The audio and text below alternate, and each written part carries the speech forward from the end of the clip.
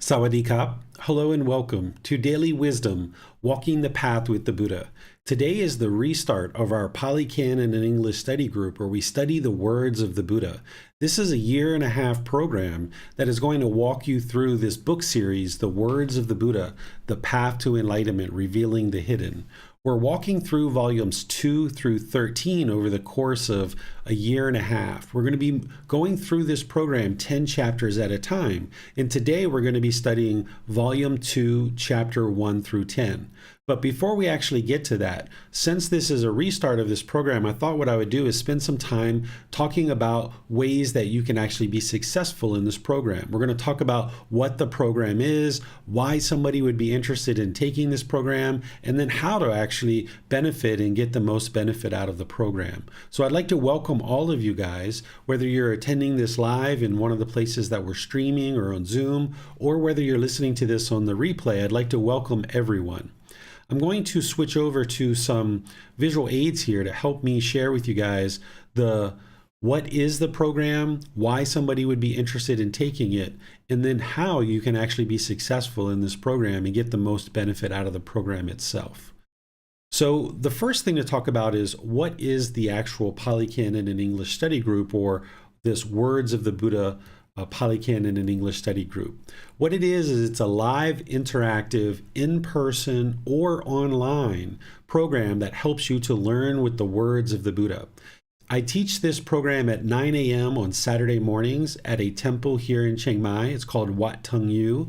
So you can attend on Saturday mornings at 9 a.m. live if you like. Or I also teach at 9 p.m. Thai time right here online, and that gets live streamed out. And these classes are essentially the same. So if somebody was here in Chiang Mai, if you were traveling, if you were touring, you might decide to come in and learn, or if you live in Chiang Mai. Or if you're missing that class and or you don't live in Chiang Mai, you can actually attend by Zoom, Facebook, YouTube, and it's also recorded on our podcast, so you can listen to it at any point in time, whether you would like to go to YouTube or Facebook or our podcast. Even if you can't make the live class on Saturday here online or at the temple, you can actually watch it on Sunday, Monday, Tuesday, Wednesday, or some other day. The way that the program is we actually usually start with a breathing mindfulness meditation, just a brief meditation to prepare the mind, and then we move into studying 10 individual chapters in the book. Now, 10 chapters sounds like a lot, but some of these chapters are only about a paragraph long, and then there's some reflections that I share in order to help you better reflect on the actual words of the Buddha. And I would say, the average chapter is probably 2 or 3 pages long. So the 10 chapters would take you about an hour to actually read them in a given week. But I'm going to give you guys tips on how to actually read and how to digest the content so that you can get the most benefit out of the program when we talk about how to actually go forward in the program. There is a Facebook group called Daily Wisdom, Walking the Path with the Buddha, where I do daily posts of the content from the book, and students are able to ask questions there. So that's an option for you to actually get help in the program as well and see the actual chapters that are being posted from the 10 that we're studying that particular week.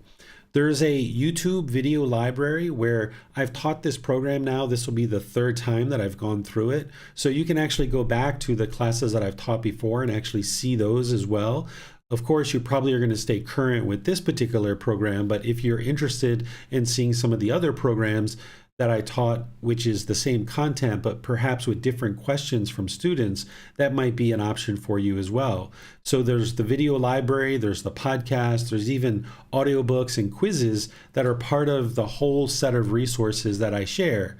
So you're welcome to use all of these resources to help you progress on the path to enlightenment.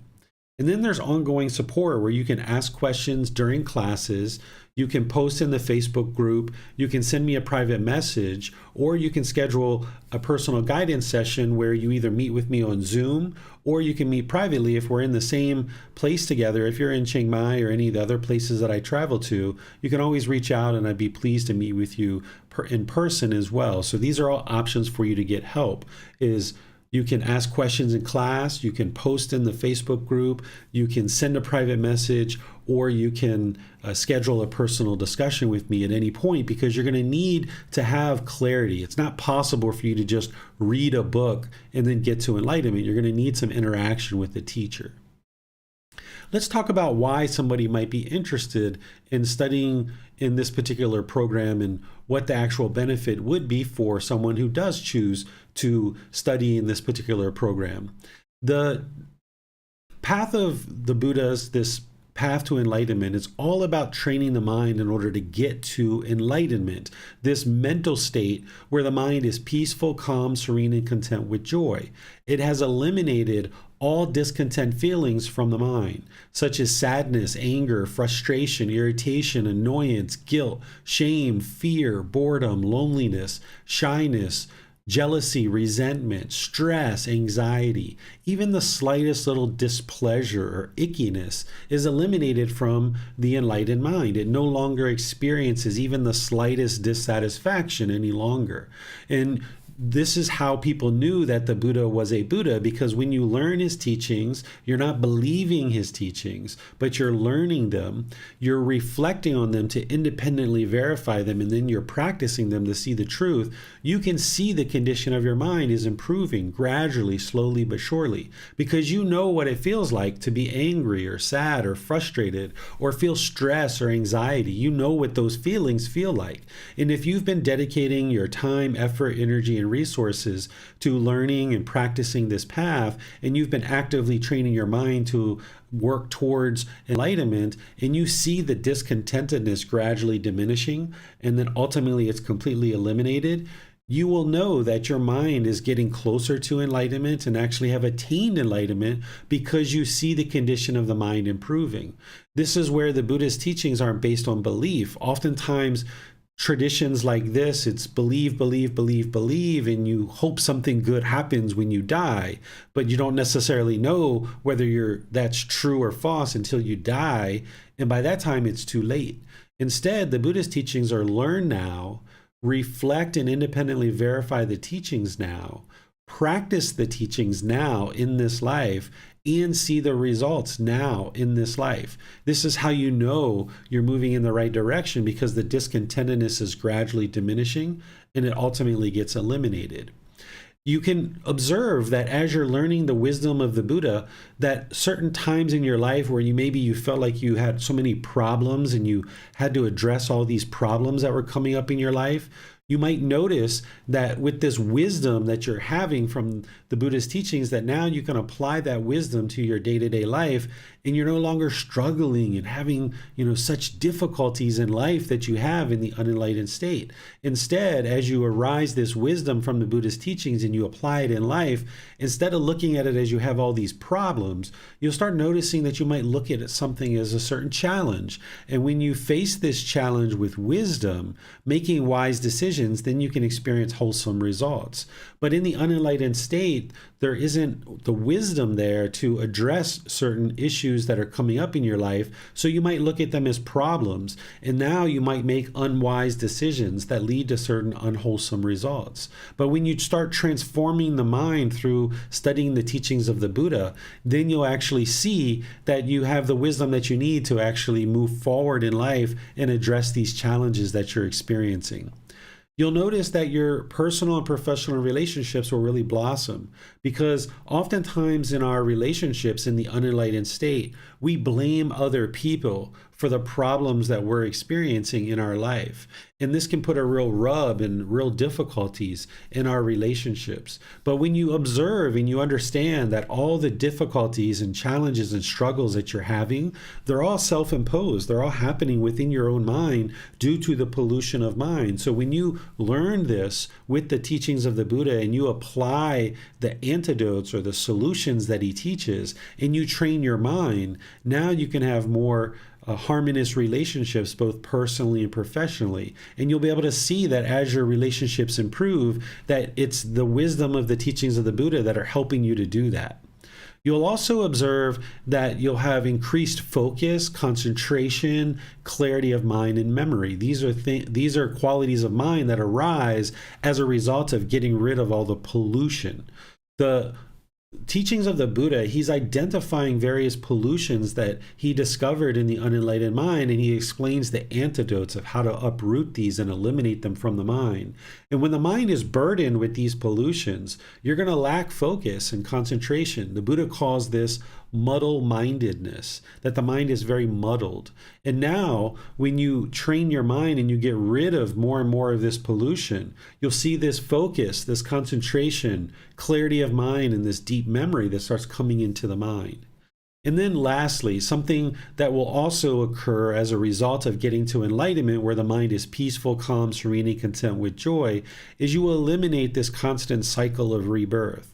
Prior to right now, this existing life that you have, there's been many, many, many countless lives. And if a being doesn't get to enlightenment, there's going to be more lives in the future. But this is something that you can learn as part of this path, but it's not something that's utterly important for you to understand right now. In this Pali Canon English study group, by the time we get to volume 11, we will be studying the cycle of rebirth and getting to that in detail. But at the very beginning of somebody's approach and progress and starting the path to enlightenment, I always suggest to put the cycle of rebirth to the side, because what happened in the past is in the past, and what may or may not happen in the future is in the future. What you would really like to do is focus on the present moment, that now that you're in this human state, is focus on getting to enlightenment, where you can train the mind to eliminate discontent feelings and get to this peace and this joy. And having done that, you will escape this cycle of rebirth. The Buddha never used the cycle of rebirth as a way of guilt, shame, or fearing somebody into learning and practicing his teachings. Because remember, his goal is to eliminate discontent feelings such as guilt, shame, and fear. So he's not going to use guilt, shame, and fear in order to persuade somebody to learn and practice his teachings. But he did share the natural laws of existence, and the cycle of rebirth is part of those natural laws, that you can understand that the mind is stuck in this constant cycle of rebirth. And when you see the same problems coming up in your life over and over and over and over again, this is the cycle of rebirth. This is the discontentedness, this cycle just continuing over and over again. And you can break this cycle, and you can eliminate this cycle by eliminating the pollutants of mind. And at the same time that you train the mind to get to this peace, calm, serenity, and contentedness with joy, then you're also eliminating the cycle of rebirth, which is ideal because you're kind of getting two benefits for the price of one, so to speak. The book series that we're going to be using as part of this program is the Words of the Buddha, Pali Canon, the Words of the Buddha, The Path to Enlightenment, Revealing the Hidden. This is the book series that you would like to acquire, and you can get this for free. You can go to the website, buddhadailywisdom.com, and you can download each one of these books.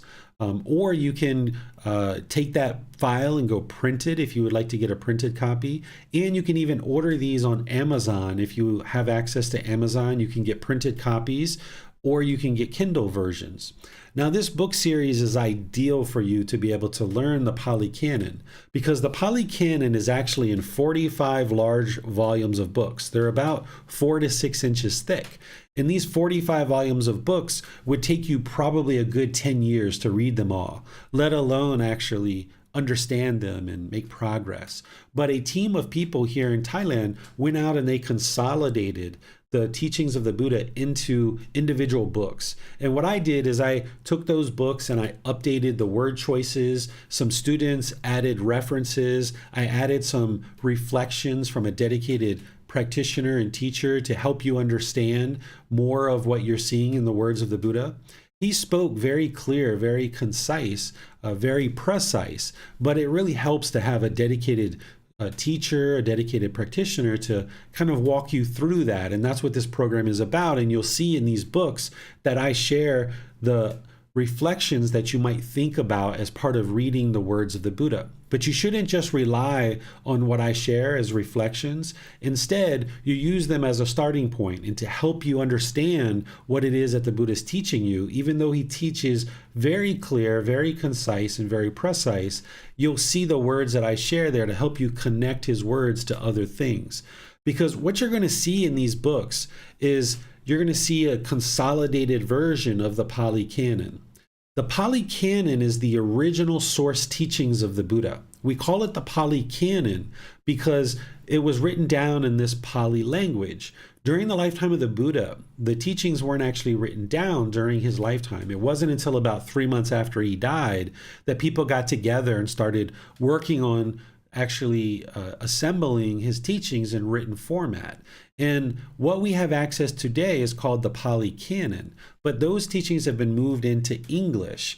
And when you see the Pali Canon, there's these very long sutras where the Buddha might be talking about 10, 20 different topics at any one given time. And that's a lot for the mind to digest, particularly in the unenlightened state where there's a lot of pollution and there's a lot of difficulties in the mind to actually understand and internalize and retain certain things that have been taught.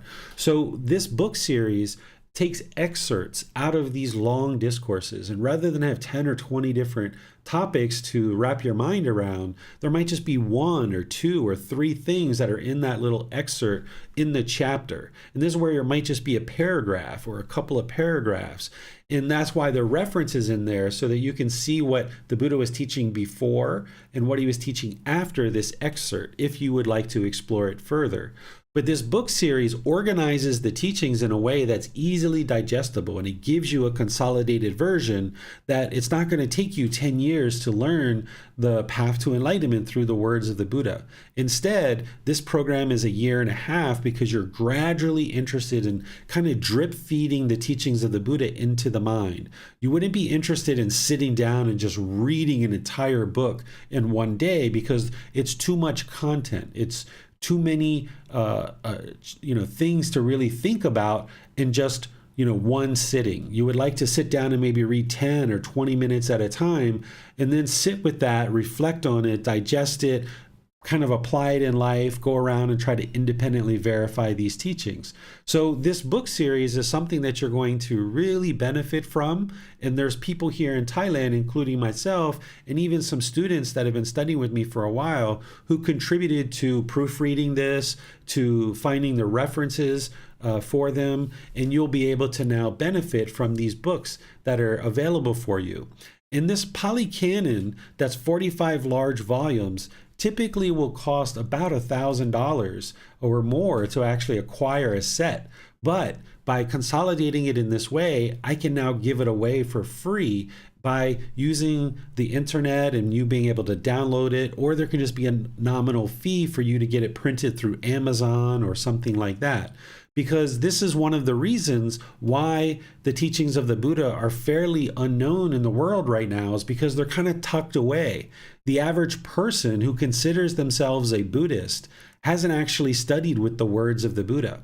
Even here in Thailand, there's over 30,000 temples throughout Thailand. The average temple doesn't actually have a set of the Pali Canon, and if they do, the ordained practitioners aren't necessarily studying with it. Now, if you come from a Christian background and you're used to seeing the Bible pretty much everywhere and anywhere, you might say, wow, you mean ordained practitioners, monks don't even study with the words of the Buddha? They're not even necessarily accessible at the temples? Well, the answer is yes, that's actually 100% true. That the way that the teachings of the Buddha have been shared for so many years is through an oral tradition. And in an oral tradition, it opens up a lot of room for changes. And people might just mistakenly, inadvertently change things, or maybe they have good intentions and they're trying to change the teachings of the Buddha.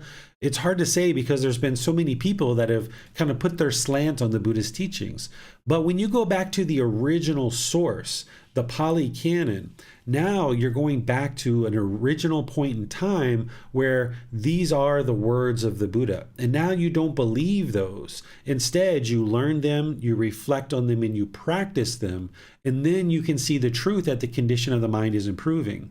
If you just learned in the oral tradition, or if you've learned from other authors and other books that are out there that they're not based on the words of the Buddha, then you're going to be now studying with the original words of the Buddha, and they can be very penetrating to help you see exactly what he did teach and what he didn't teach. Because one of the biggest myths in the Buddhist community is that the Buddha actually sat under a tree, he meditated, and he instantly got to enlightenment. This actually isn't true. And you can see that in the words of the Buddha, where he teaches and he says that that's not how you attain enlightenment. It doesn't happen all of a sudden. It's gradual training, gradual practice, and gradual progress. And this is why you would be interested in studying with the words of the Buddha, because a Buddha is the originator, the discoverer, and the declarer of the path to enlightenment.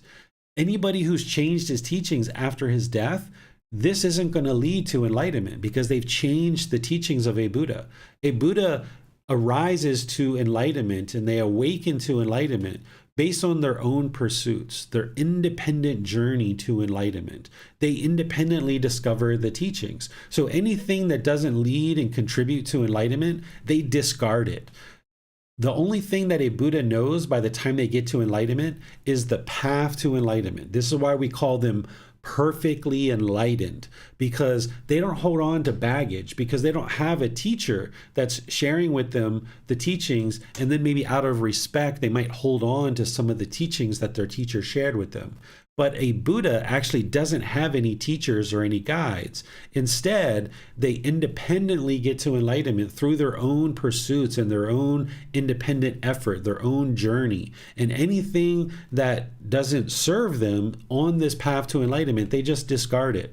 So by the time a Buddha starts teaching, they deeply understand the teachings, and now they can illuminate this path to enlightenment very clearly. It's like putting lights down along the side of the path so that you can see it more and more clearly. So when you study with the words of the Buddha in this book series, you're going to be able to see exactly what he taught and exactly what he didn't teach, and you're going to be able to have these reflections from a dedicated practitioner and teacher right alongside of them.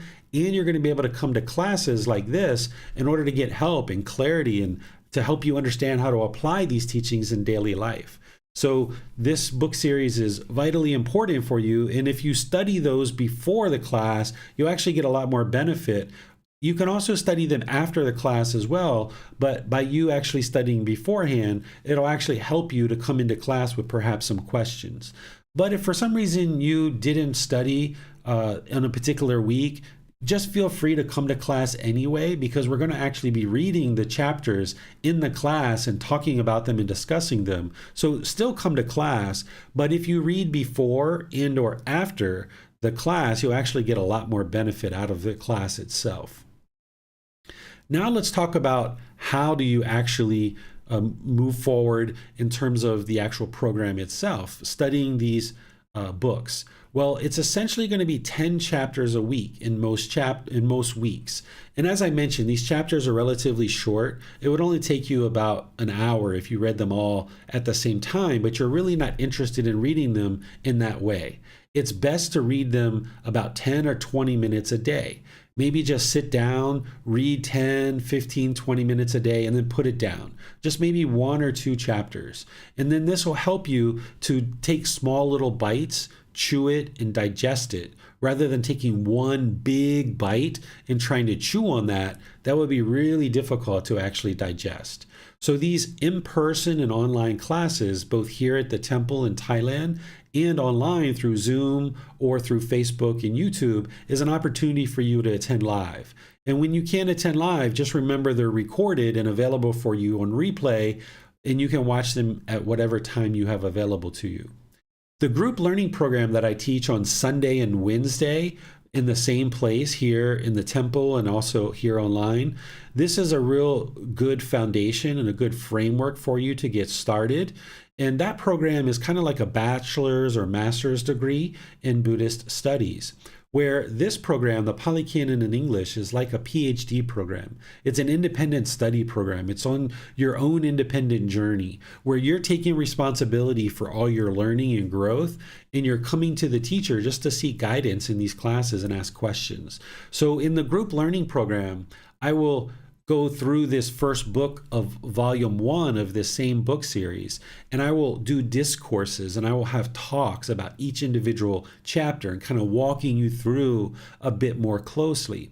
But by the time you get to the Pali Canon and English study group, where we're studying volumes 2 through 13 of this book series, this is where you're really doing, all the work, where you're reading the chapters, you're reflecting on them, you're coming up with questions, you're coming to class, and you're really just asking for my advice and my guidance in how to understand some of the chapters that you might have had some challenges with, or how do you apply it in your daily life and things like this. So always remember that it's an independent study, it's independent journey. Even in the group learning program, it's still an independent journey. As you're learning the teachings, you should never believe anything about the teachings of the Buddha. The Buddha's teachings aren't believe, and then hope something good happens for you at the end of your life. Instead, you're learning the teachings so that you can independently verify them and then practice them to transform the mind. What you're trying to do is get to wisdom. And the way you get to wisdom is you independently verify the teachings and you practice the teachings so that you know the truth for yourself. Nowadays, with so much misinformation out there and with belief, you don't know what's true and what's false. So belief isn't going to actually lead to enlightenment. It's only when you get to wisdom that now the mind has more wisdom to be able to make wiser choices about how you conduct yourself in the world. But if you just believe the teachings of the Buddha, you're not actually doing the work to gain the wisdom, and then this wisdom is what's going to help you to make wiser decisions in life. So it's important that you learn, reflect, and practice so that you can get to this wisdom, and that's what's going to ultimately propel you to enlightenment. As you're going in this program, it's very important that you develop or maintain a daily meditation practice. If you don't already have a meditation practice well established in breathing mindfulness meditation and loving kindness meditation, you can reach out to me and let me know, and I'll help you get established with a meditation practice. That's what the group learning program is for. But if you're joining this program and having not taken the group learning program with me, it's okay. But you're going to need you're going to need a breathing mindfulness meditation practice and a loving kindness meditation practice, because this goes along with learning the words of the Buddha. You're going to need to be meditating at the same time to train the mind and transform the mind. If you were just coming to class and asking questions and things like that, okay, that's a certain start. But when you combined it with the actual training outside of class, where you're doing the work to read the teachings, to investigate them, to reflect on them, to practice the teachings, to include meditation, this is where you're going to see all the real results of you transforming your mind and training your mind. If you've learned in other programs before, I encourage you to kind of set aside anything that you've learned about the teachings of the Buddha, unless you've learned with the words of the Buddha. Because oftentimes people might come to learn with me and they feel like they've learned the teachings of the Buddha, but they've never actually studied with the words of the Buddha. And that's okay, because those things have led you to where you are today. But if you haven't studied with the words of the Buddha, then you haven't actually studied the path to enlightenment yet. I've had people that have considered themselves Buddhist for 30 years. They were even a monk for 15 years at a certain point in their life, but they've never actually studied with the words of the Buddha. Even though they've considered themselves Buddhist for 30 years and even have been a monk for 15 years, they've never actually studied with the words of the Buddha. So there's a lot of things that they believed and they thought were true, that once they studied with the words of the Buddha, they could see the truth for themselves, that what they had learned through the oral tradition or through other people that weren't the words of the Buddha, they could see that they were off in terms of what they were understanding. And this is why in 30 years, they still hadn't got to enlightenment yet, because they weren't studying with the words of the Buddha. When you study with the words of the Buddha, his wisdom is very penetrating. You can see very clearly what did he teach and what he didn't teach. So anything that you've learned in the past, even though I know it's really hard to do, you're going to need to set those things aside and approach this with an open mind so that you can learn the true teachings of the Buddha through his own words. As you're learning, there's most likely going to be things that conflict with what you currently understand about the path to enlightenment. If you haven't been studying with the words of the Buddha, there's going to be things that he's going to share with you and I'm going to share with you that are different than what it is that you've actually learned before. And to me, this is a very, very good thing. If you were learning with me and everything I taught you was exactly the same things that you already know, you have no use for me as a teacher. I'm completely useless because you already know everything that I'm sharing with you. But if you're in a class with me and I'm sharing things with you that you don't know, or it conflicts with what you currently think you understand, this is a very good position to be in. Because if you know that your mind is currently unenlightened and the teacher that is sharing things with you is different than what you currently know, then that's new wisdom that you don't understand yet. And remember, I'm not asking you to believe anything that I share. So you learn what I share, you reflect on it to independently verify it, and you practice it to see the truth for yourself. And if what I'm sharing with you is different than what you currently understand, and you do need to set aside things that you've learned before, this is very good because now you're actually learning new wisdom. And by keeping an open mind and understanding that, yes, it's going to be a challenge to really work to understand the teachings of the Buddha, then you can approach this with an open mind and it'll really help you to progress on your path to enlightenment. Let's talk about the actual reading itself and how I might recommend for you to approach the reading. Because as you're reading each of these individual chapters and you're reading each of these books, it's important to understand that it's not casual reading. You shouldn't just be sitting back like a storybook or a novel and just taking it in almost like entertainment or something like that. Instead, when you're reading the words of the Buddha, understand that you need to be active in your reading. You need to be investigating the teachings so that if there's a word that you don't understand, for example, that you might need to look that up because there's certain words that you might feel that you know the definition to, or there might be certain words that you don't know the definition to. And you're going to need to actively look that up and investigate the meaning of that word.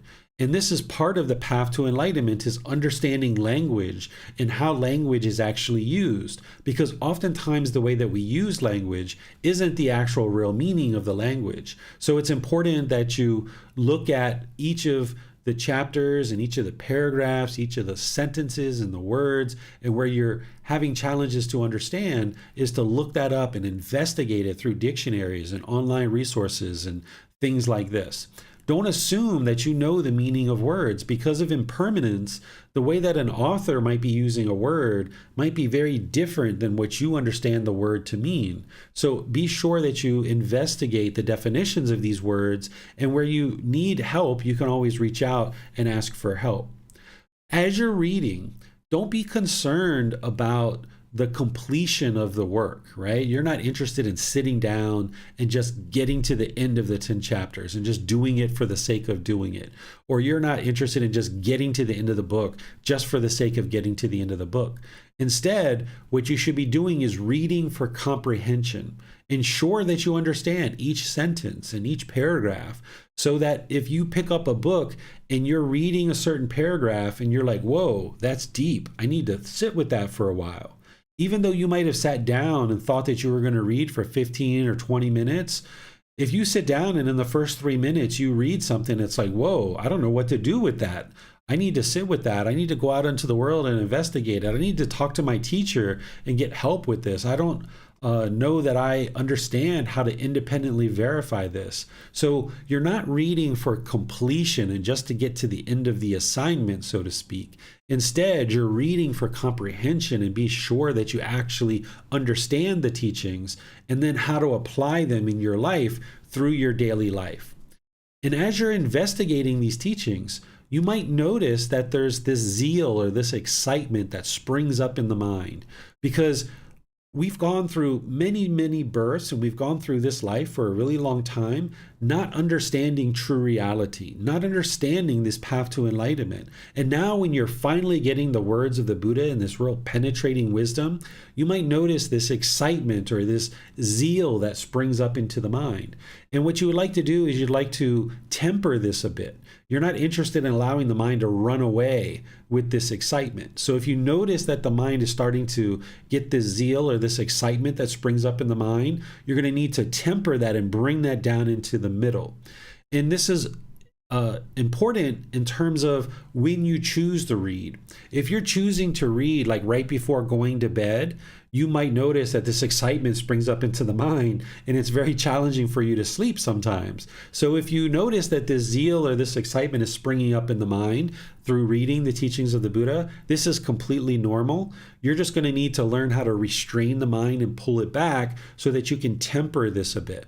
And when you start reading, even though you might be planning to read for 15 or 20 minutes, and this zeal or excitement rises up in the mind, you might try to read more and more and more and more and more and more because of this excitement, because of this craving or longing or yearning. This is where you're going to need to restrain the mind and pull it back and understand that 10, 15, 20 minutes of reading per day is really where you should cap things, because you're interested in reading for comprehension, not just to complete a project. So be ready to put the book down and reflect on certain aspects of the teachings as you're reading them. Even if you plan to read for 20 minutes and in the first 3 to 5 minutes, you find something that's, whoa, I need to chew on this for a while. I need to think about this for a while. If you get to that point, be willing to put the book down. That's part of restraining the mind and not allowing craving to obsess the mind and take over the mind. And then feel free to ask questions before class, during class, after class, at any time that you'd like to ask questions. I've provided you guys the ways that you can do that. You can ask questions in class, you can post them in the Facebook group, you can send me a private message, or you can schedule personal guidance. These are the 4 different methods that you can use in order to get help with these teachings. So if you have questions before class, feel free to ask them if you like. If you have questions during the class and you'd like to get help there, feel free to do that. If after the class you've been thinking about the teachings and you need to ask more questions, then feel free to do that. You're going to need to ask questions in order to get clarity. You wouldn't be able to just read a book and actually get to enlightenment. And then lastly, let me just share with you some websites that would be helpful for you in order to get access to the things that I've been talking about. This first one is the website or the web page that's going to have access to the Pali Canon and English study group. If you go to bit.ly/Pali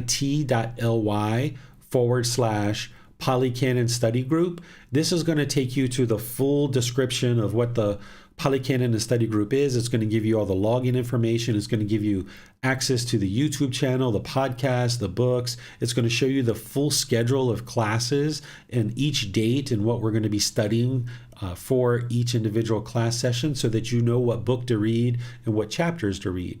You can also access this same information by going to buddhadailywisdom.com. If you go there under online classes, you'll see the link for the Pali Canon and English study group, as well as all the other online resources that I have.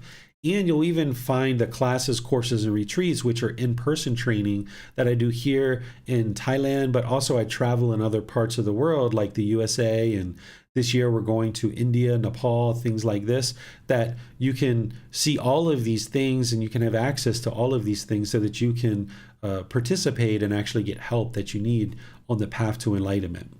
And then this is the link for the Facebook group, which is facebook.com/groups/Daily Wisdom 999. That's going to take you to the actual Facebook group where we participate as an online community, and you'll be able to glean insight there, because the way that this group is set up is that students post questions and then I answer them. Other students aren't in there answering your questions for you. It's just the teacher that's answering your questions. So you're not going to find a bunch of arguing or fighting or bickering or hostility or things like this. That's not the way this Facebook group is operated. Instead, it's just students asking questions. It's essentially like an online classroom. So let me pause here and see what questions you guys have about the program itself before we actually move into studying the actual program. Do you guys have any questions on anything that I've shared so far? If you have questions, if you're in Zoom, if you could electronically raise your hand, that would be great, because there's no moderators today. And if you're in YouTube or Facebook, I'm going to try to look at those questions myself and see if I can actually see any questions that you guys might have. So I'll just pause here and see if we have any questions coming in.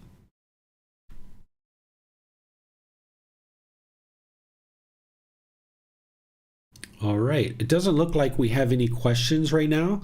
So I'm just going to go ahead and move into the actual Pali Canon and English study group, where each week what we're going to be doing is actually studying individual chapters from these books. So from this book series, we're going to be studying today volume 2, chapters 1 through 10. And typically what we will have done is we would have already done meditation at this point, and then we're going to move into the actual studying part. But today, since I did this little talk, we're not going to do the meditation. We're just going to move right into the actual study. But next week, we'll start with the meditation and then move into the study. The way that we do this is a student will volunteer to read the individual chapters. And then after the student reads a chapter, I will share teachings on that particular chapter to help you understand. And then I will open up to any questions that you might have related to the individual chapter. And when I'm teaching you about each individual chapter, I'm just teaching you to kind of a very broad level. It's not the same level of depth that I've written in the actual book itself. If you read the reflections that I put into the actual book, you'll see much deeper level of detail of what I've shared there.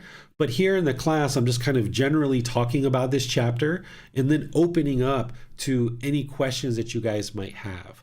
So there'll be the reading from the student, there'll be the teachings from me, and then an opportunity for you guys to go deeper into each individual chapter and asking any questions that you might have. So what I'd like to do is offer anybody who's in Zoom the opportunity to read these chapters. The first one that we'll be reading is chapter 1. If somebody would like to volunteer to read this, if you could just raise your hand, that would be wonderful, and I'll be able to call on you, and you can unmute yourself, and then you can actually read the chapter.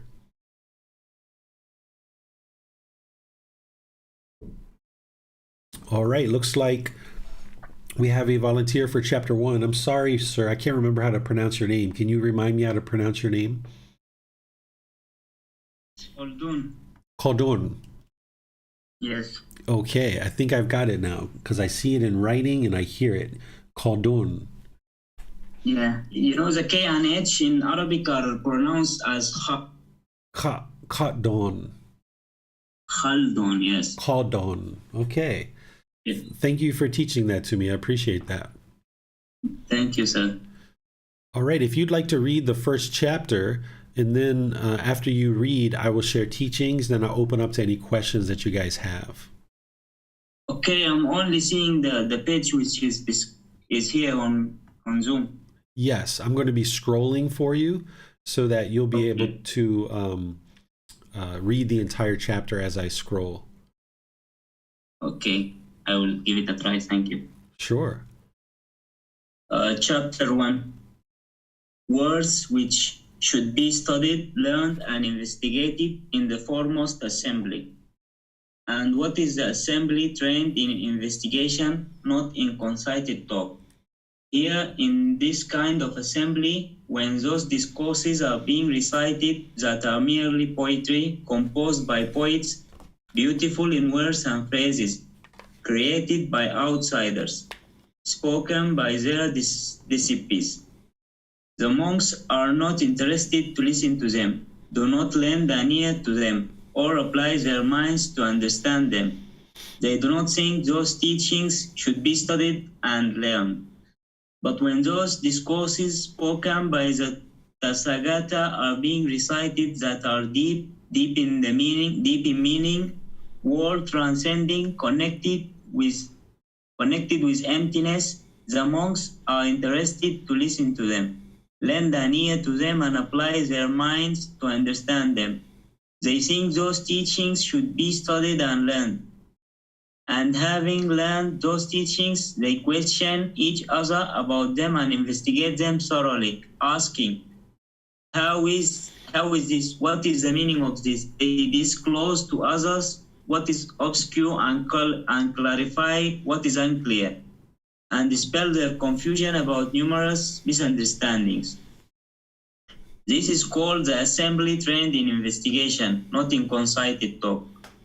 And what is the assembly? Trained in concited talk, not in investigation. Here in this kind of assembly, when those discourses are being spoken by the Sagata, are being recited that are deep in meaning, world transcending, connected with emptiness. The monks are not interested. They do not think those teachings should be studied and learned.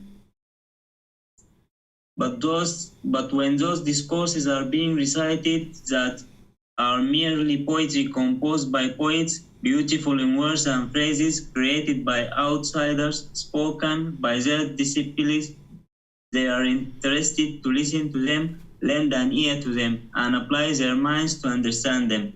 They think those teachings should be studied and learned, and having learned those teachings, they do not question each other about them or investigate them thoroughly, asking, how is this? What is the meaning of this? They do not disclose to others what is obscure and clarify what is unclear, or dispel their confusion about numerous misunderstandings.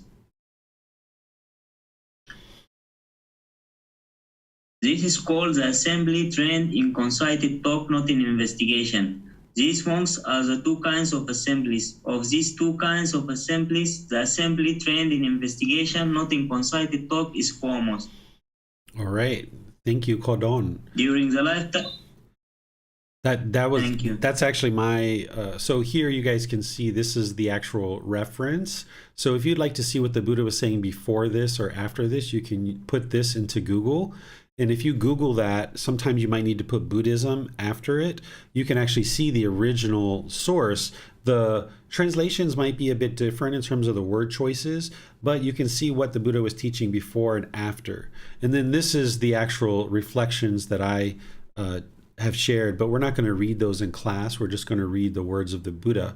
So I'm going to share some teachings with you, but I won't be able to share the detail as you see here that I've actually written out for you. So that's why the combination of reading and coming to class is so important. So thank you, Kodon. I appreciate you reading that for us. And I noticed that Alaska also volunteered. If there's others that would like to volunteer for the future chapters, you're welcome to do that. But let me first explain to you this particular chapter. What the Buddha is describing here is two different types of communities of students. Essentially, he's talking about his community, which are trained in investigating the teachings and deeply understanding the words of the Buddha. And then through that investigation, they then discuss these teachings amongst themselves in order to clarify the actual teachings that the Buddha shared.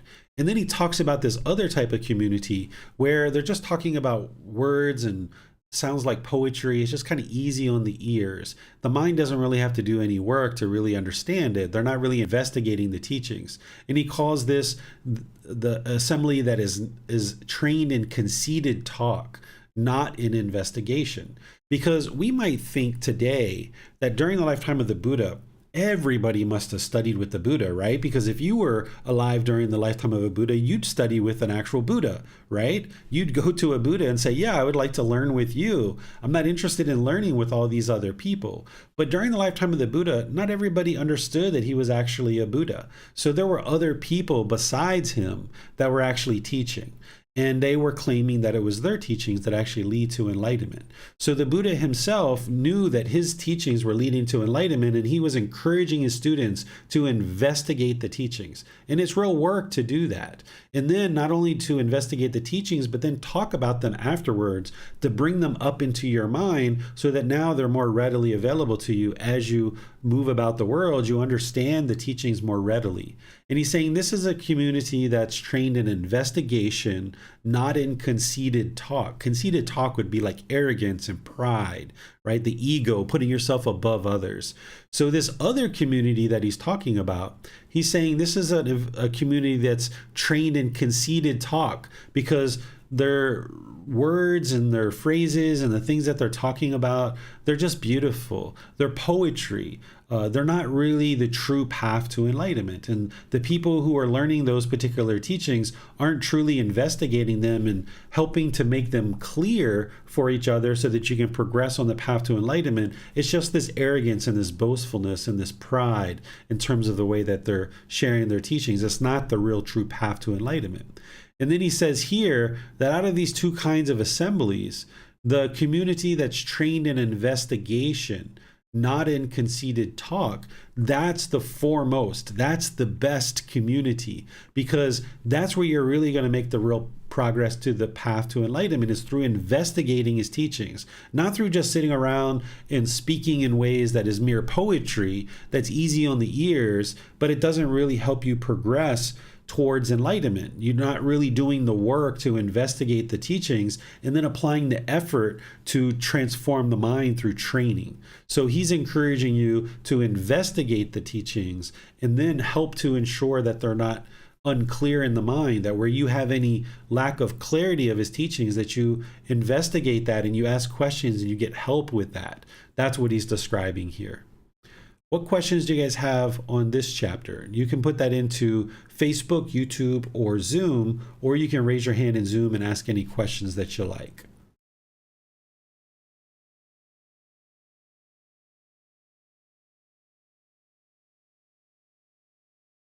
All right, I'm not seeing any questions here in Facebook or Zoom or YouTube. So I'm going to go ahead and move on to the next chapter, which is chapter 2. If the person, I'm not sure, Alaska, if you would like to read chapter 2 or not, but if you are, you could go ahead and unmute yourself and then go ahead and start reading. Yes, sir. 1 second as I switch my phone to that book, sir. Sure. Chapter 2. One who points out treasure. Ananda, I shall not treat you as the potter treats the raw, damp clay, repeatedly restraining you. I shall speak to you, Ananda, repeatedly guiding you of what to avoid. I shall speak to you, Ananda. The truly dedicated will stand the test. Regard him as one who points out treasure, the wise one who, seeing your faults, guides you of what to avoid. Stay with this sort of teacher. For the one who stays with a teacher of this sort, things get better, not worse. All right. Thank you, Alaska. So here, this is the Buddha talking to Ananda. Ananda is considered to be one of the Buddha's closest students. He actually was with the Buddha his entire teaching career for 45 years. In fact, it's Ananda who is credited with reciting the teachings of the Buddha after his death. He's the one who had the deepest memory about what the Buddha actually talked about and what his discourses were. So he was able to remember what the Buddha taught, and he was able to describe the teachings and get them written down. So we credit Ananda with having that profound memory. And if it wasn't for him, none of us would actually be really truly understanding the Buddha's teachings, because it was him that put forth the effort to remember those teachings for 45 years, and then the effort after the death of the Buddha to ensure they get captured in a certain way. So here, not only in this chapter, but in other chapters, you're going to see where the Buddha frequently is talking to Ananda, because he's one of his closest students. He's reported to have been maybe his cousin or his brother-in-law, and that he was a member of the royal family, and he left the royal family in order to study with the Buddha. And he ultimately gets to enlightenment after the Buddha died. Even though he studied with the Buddha for 45 years, he doesn't actually get to enlightenment until after the death of the Buddha, most likely because he was attached to the Buddha himself. And oftentimes when somebody dies, that's when you're confronted with this attachment that you have, and oftentimes that's where you let go of your attachment when somebody dies. So here the Buddha is saying to Ananda, I will not treat you as a potter treats the raw, damp clay. Because if you have raw, damp clay, you have to keep shaping it and shaping it and shaping it and restraining Ananda. The Buddha is saying, I'm not going to restrain you, right? What he's going to do is he's going to guide you of what to avoid. He's going to speak to you. He's going to essentially help him learn the teachings of what it takes to get to enlightenment.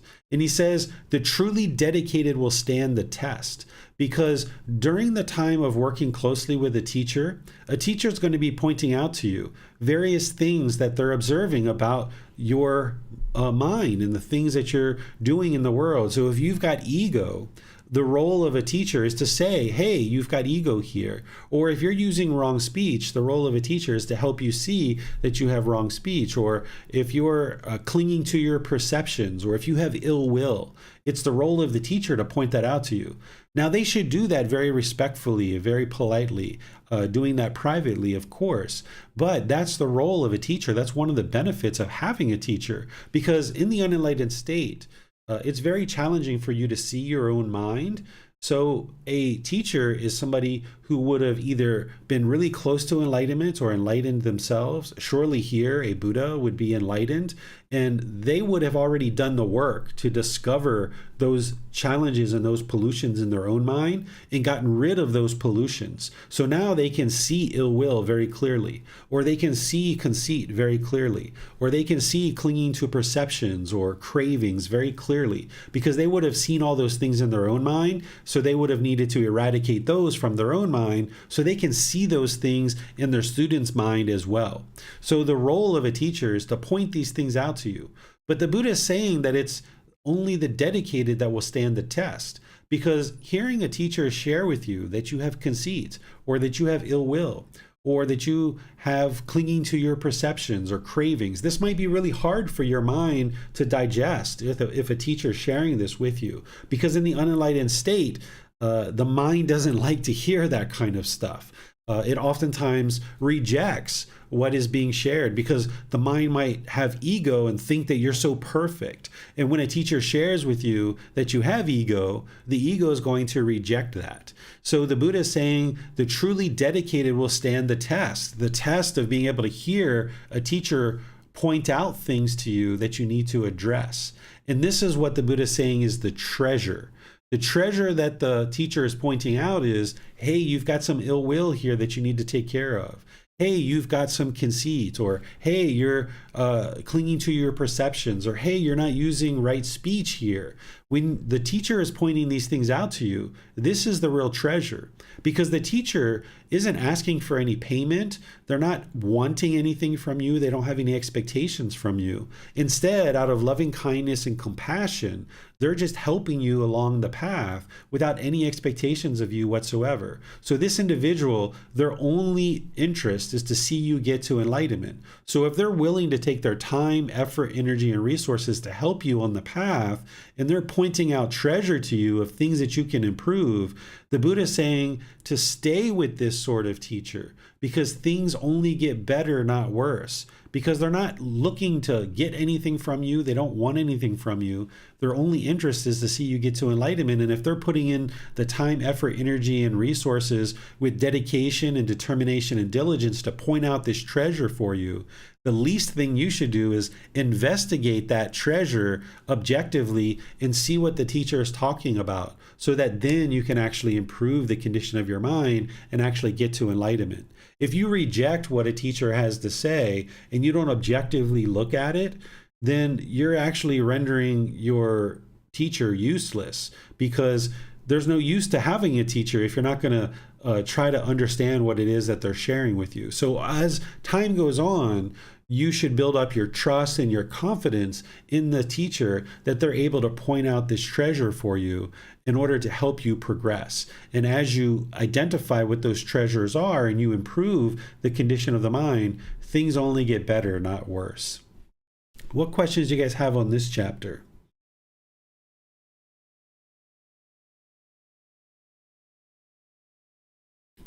All right, I'm not seeing any questions from any of the different methods. We'll move on to chapter 3.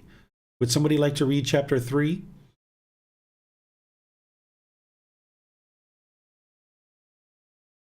All right, I'm not seeing anybody raise their hand. I'll go ahead and read chapter 3. Maybe those of you guys that have already read. Oh, here we go.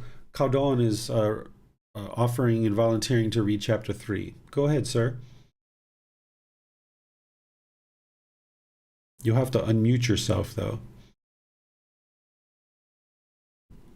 Rare the Tathagata arises in the world.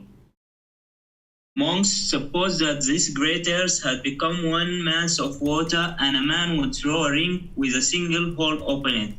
An easterly wind would drive it westward. A westerly wind would drive it eastward. A northerly wind would drive it southward. A southerly wind would drive it northward. There was a blind turtle which would come to the surface once every 100 years. What do you think, monks? Would that blind turtle coming to the surface once every 100 years insert its neck into that ring with a single hole?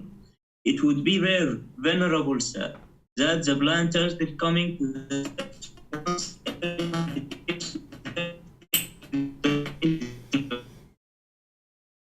So too, monks, it's rare that one obtains the human state, rare that the Tathagata and Arahant, a perfectly enlightened one, arises in the world. Rare that the teachings are discipline proclaimed by the Tathagata shines in the world. You have obtained that human state, monks. A Tathagata, an Arahant, a perfectly enlightened one, has arisen in the world. The teachings and discipline proclaimed by the Tathagata shines in the world. Therefore, monks, an effort should be made to understand this discontentance, and effort should be made to understand. This is the cause of discontentance, and effort should be made to understand. This is the elimination of discontentness, and effort should be made to understand. This is the way leading to the elimination of discontentness. All right. Thank you, sir. Let me help you guys understand this particular chapter. Here, a Tathagata is the actual Buddha. He tends to refer to himself as the Tathagata. The Tathagata, or the word Tathagata, means the one who discovers the truth, or one who shares the truth. That's what a Tathagata is. He very rarely, if ever, referred to himself as a Buddha. He most frequently referred to himself as the Tathagata, the one who's discovered the truth, or the one who shares the truth. And what he's sharing here is that it's very rare for somebody to obtain the human state. And it's very rare for a Buddha or a Tathagata to arise in the world. And if these two things are happening at the same time and you happen to be alive, this is the best opportunity for you to get to enlightenment, because in the human state, this is the ideal time for you to actually get to enlightenment, because you experience things like painful feelings. You experience anger and sadness and frustration and irritation and jealousy, resentment, and all these other discontent feelings. This can oftentimes be built-in motivation and encouragement, enthusiasm to actually get to enlightenment, because you're not interested in experiencing those painful feelings. So this can actually motivate you and propel you towards understanding the path to enlightenment and actually getting to enlightenment. Well, if you're alive in the human state at the same time as a Buddha or a Tathagata, this Buddha is going to have deep, deep wisdom about how to attain enlightenment. So if you're studying with an actual Buddha, they're going to know the path to enlightenment very clearly, with the lights along the side of the path having illuminated this path and penetrating words of wisdom to be able to help you understand the path to enlightenment. So you will be able to more readily make your way to enlightenment during the lifetime of a Buddha. So the Buddha equates this rarity of a Buddha arising and you being in the human state during that time as if the entire world is flooded and there's a ring that is floating on the surface of the earth. And now this blind sea turtle comes up once every 100 years. The Buddha is saying, what's the likelihood of this blind sea turtle putting his head through this ring once every 100 years? He's saying this is how rare it is that one obtains the human state. It's so rare that not only that you obtain a human state, that you're alive during the lifetime of a Buddha, a perfectly enlightened one. And then he says, because of this, you should make an effort to understand this is discontentedness. This is the cause of discontentedness. This is the elimination. And this is the way leading to the elimination of discontentedness. What he's doing here is he's pointing to the Four Noble Truths. And the Four Noble Truths is where you can have the breakthrough of understanding what's truly causing your discontent feelings, like anger and frustration in others. Because oftentimes in the unenlightened state, we blame other people for our discontent feelings. We think somebody else is making us angry, or you are annoying me, or you are frustrating me, or, that situation is annoying me. Your music is annoying me. It's actually not that at all. What it is it's your own mind with craving, desire, attachment that is longing and yearning. And because of that craving, desire, attachment, your mind is becoming discontent. So when you have this breakthrough to understanding the Four Noble Truths, you can understand the problem, which is discontentedness, the cause of the problem, which is craving, desire, attachment, the elimination of the problem, which is the elimination of craving, desire, attachment, and the way forward leading to the elimination of discontentedness, which is the Eightfold Path. It's putting this together that is ultimately going to help you get to enlightenment. So when you're in the human state and you have the opportunity to study with the Buddha, this is the very best thing that could ever happen in your life. And the Buddha is saying, make an effort to understand the Four Noble Truths. What questions do you guys have on this chapter?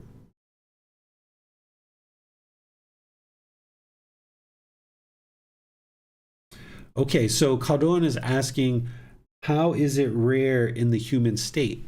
Well, there's these 5 realms of existence. There's hell, the animal realm, the afflicted spirits realm, the human realm, and the heavenly realm.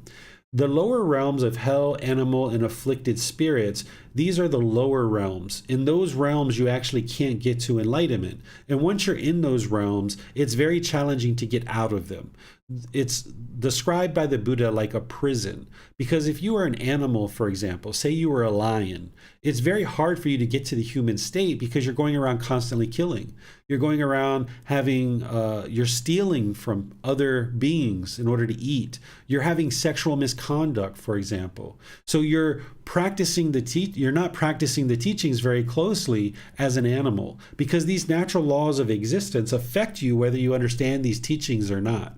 So as an animal, you'll be constantly reborn over and over and over and over again, many, many, many, many, many lives before you ever get a chance to come to the human state. So once you actually get to the human state, this is the ideal place for you to be able to now get to enlightenment, because humans and heavenly beings can get to enlightenment. But even in the heavenly realm, that's not desirable. That's not what you would aspire for, because in the heavenly realm, it's not permanent. It's an impermanent existence. And those beings are experiencing exclusively pleasant feelings. And when you're experiencing exclusively pleasant feelings like happiness, excitement, elation, thrill, euphoria, you tend to be very complacent and you're not actively learning and practicing in order to get to enlightenment. But here in the human realm, it's very different than the lower realms because we're actually able to get to enlightenment. And it's very different than the heavenly realm because we experience pleasant feelings, painful feelings, and neither painful nor pleasant. So we have built-in motivation to actually get to enlightenment. And this is what the path to enlightenment is all about, is training the mind to become a better and better human being. So it's very rare that you have enough wholesome decisions in those lower realms that produce the wholesome karma that allows you to actually get to the human realm. And once you're here, this is the ideal time for you to actually make your way to enlightenment. Any other questions on this particular chapter? I'm not seeing any questions on YouTube or Facebook either. So we'll go ahead and move to the next chapter, which is chapter 4. I think Alasko said he would like to read this chapter. Chapter 4. Perfectly enlightened one in the past, future, or at present are all fully awakened to the Four Noble Truths. Monk, whenever Arahants, perfectly enlightened ones in the past, fully awakened to things as they really are, all fully awakened to the Four Noble Truths as they really are. Whatever Arahants, perfectly enlightened ones in the future, will fully awaken to things as they really are. All will fully awaken to the Four Noble Truths as they really are. Whatever Arahants, perfectly enlightened ones at present, are fully awakened to things as they really are. All are fully awakened to the Four Noble Truths as they really are. What for? the noble truth of discontentedness, the noble truth of the cause of discontentedness, the noble truth of the elimination of discontentedness, the noble truth of the way leading to the elimination of discontentedness. Therefore, monks, an effort should be made to understand this is discontentedness. An effort should be made to understand this is the cause of discontentedness. An effort should be made to understand this is the elimination of discontentedness. An effort should be made to understand this is the way leading to the elimination of discontentedness. All right. Thank you, Alaska. What the Buddha is explaining here is that any enlightened beings or any Buddhas that arise in the world and awaken to enlightenment, they're all going to need to be fully wise and awakened to the Four Noble Truths. It's the Four Noble Truths which is the very beginning of the path to enlightenment. So an Arahant is an enlightened being. There's 4 stages of enlightenment: stream entry, once returner, non-returner, and Arahant. It's not until the mind is in the stage of an Arahant, where you've eliminated all the 10 fetters, that the mind is actually enlightened. And now this person is an enlightened being. They're an Arahant. A perfectly enlightened one, a Buddha, is somebody who is an Arahant, but they've done it by themselves. There's 3 criteria that make a Buddha a Buddha. They independently awaken to enlightenment on their own without any teachers or any guides. They then dedicate the rest of their life to sharing the teachings that led to their enlightenment, and countless people get to enlightenment during their lifetime. And then the 3rd criteria is that they preserve the teachings in such a way that after their death, countless more people actually get to enlightenment. So Gautama Buddha is a Buddha, or he was a Buddha. He awakened to enlightenment by himself without any teachers. He dedicated the rest of his life to sharing his teachings and helping countless people actually get to enlightenment. And then he preserved the teachings in such a way that countless more people could get to enlightenment after his death. And what he's saying here is any Buddha in the past, any current Buddha, or any Buddha in the future is going to awaken to these Four Noble Truths and have the wisdom of these Four Noble Truths. And this is the same for any Arahants, any enlightened beings. So if you're interested in getting to enlightenment, you would need to know the Four Noble Truths very detailed inside and out, because that's what's actually going to help propel you and really get you started to on the path to enlightenment. If you were going to take a hike in the woods or in the forest, there's a trail marker typically at the beginning of a trail. And it's going to say, this trail is 2 miles long. You walk for a while, you go down, you cross a stream, then you go back up, and then you circle back around maybe to the parking lot. And it's going to be this trail marker and kind of explaining to you what this trail is and kind of what that you're going to encounter along this journey on this hike. Well, the Four Noble Truths is essentially doing that for you. When you learn the Four Noble Truths in 4 simple statements, the Buddha is explaining the problem, the cause of the problem, the elimination of the problem, and the way leading to the complete elimination of the problem. It's like this trail marker. It's giving you kind of a glimpse of the path to enlightenment so that you understand what you're going to encounter along this path. So anybody who gets to enlightenment, and surely a perfectly enlightened one, a Buddha, is going to know the Four Noble Truths inside and out, backwards and forwards. So he's saying here an effort should be made to understand these if you're interested to get to enlightenment. And today in chapter 7, we're going to be studying the words of the Buddha around the Four Noble Truths. And if you've already studied the group learning program with me, then you've seen the Four Noble Truths that I share there, but now we're going to be discussing them with the words of the Buddha. What questions do you guys have on this chapter?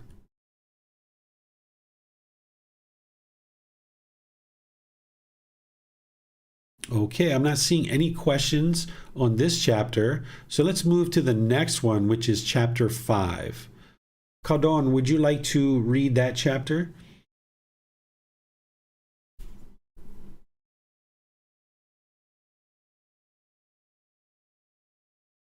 Okay, it looks like maybe Kaldon is not with us. He might have stepped away. I'll go ahead and read this chapter. Oh, there he is. The perfectly enlightened one. Monks, there are these 4 noble truths. What for? The noble truth of discontentedness, the noble truth of the cause of discontentness, the noble truth of the elimination of discontentness, the noble truth of the way leading to the elimination of discontentness. It's because he has fully awakened to these four noble truths as they really are that the Tathagata is called the Arahant, the perfectly enlightened one. Therefore, monks, an effort should be made to understand this is discontentness. An effort should be made to understand this is the cause of discontentness. An effort should be made to understand this is the elimination of discontentness. An effort should be made to understand this is the way leading to the elimination of discontentness. Perfect. Thank you, sir. So here, once again, the Buddha is just reinforcing the Four Noble Truths. You're going to see this in many, many chapters throughout this book series, where the Buddha is constantly pointing to the Four Noble Truths to remind you that that's where the path starts, is understanding and practicing the Four Noble Truths. Remember, it's that trail marker at the beginning of the path to enlightenment. You would need to understand this trail marker before you go off on this journey. Otherwise, you're going to encounter things that you don't understand on this hike, on this journey of this path. So it's the Four Noble Truths that is giving you that at the very beginning of embarking on this journey on the path to enlightenment. So it's very important that you learn the Four Noble Truths and you understand them in detail as part of your journey on the path to enlightenment. What questions do you guys have on this chapter?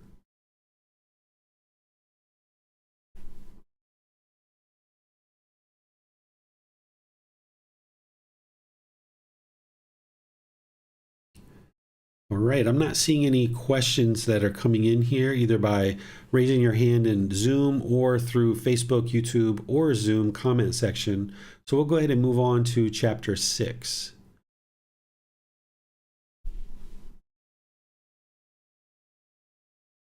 Chapter 6. Encourage, settle, and establish for making the breakthrough to the Four Noble Truths. Monks, those for whom you have compassion and who think you should be heeded, whether friends or colleagues, relatives or kinsmen, these you should encourage, settle, and establish for making the breakthrough to the Four Noble Truths as they really are. What for? The noble truth of discontentedness, the noble truth of cause of discontentedness, the noble truth of the elimination of discontentedness, the noble truth of the way leading to the elimination of discontentedness. Those for whom you have compassion and who think you should be heeded, whether friends or colleagues, relatives or kinsmen, these you should encourage, settle, and establish for making the breakthrough to these Four Noble Truths as they really are. Therefore, monks, an effort should be made to understand this is discontentedness. An effort should be made to understand this is the cause of discontentedness. An effort should be made to understand this is the elimination of discontentedness. An effort should be made to understand this is the way leading to the elimination of discontentedness. All right, thank you, sir. So here, the Buddha is once again pointing to the Four Noble Truths and explaining how it's important to have this breakthrough. But what he's adding to this is he's saying if there's any people in your life that you have compassion for, which compassion is concern for their misfortune, and they will heed your advice, then he's saying that you should make an effort to encourage them, settle them, and establish them in the Four Noble Truths. So if your mom is angry, or your brothers or sisters or other people around you are having problems and struggles in their life, and you understand that it's the Four Noble Truths that they don't understand, and there's maybe other wisdom that you know that could be helpful for them, the Buddha is saying that you might decide to make an effort to help them to learn this path to enlightenment. There's never a time where he obligates you or requires you to share the teachings with other people, but you might actually find that you would like to share the teachings, even to a beginning amount, just to help somebody understand a little bit of struggles or challenges that they're having in life.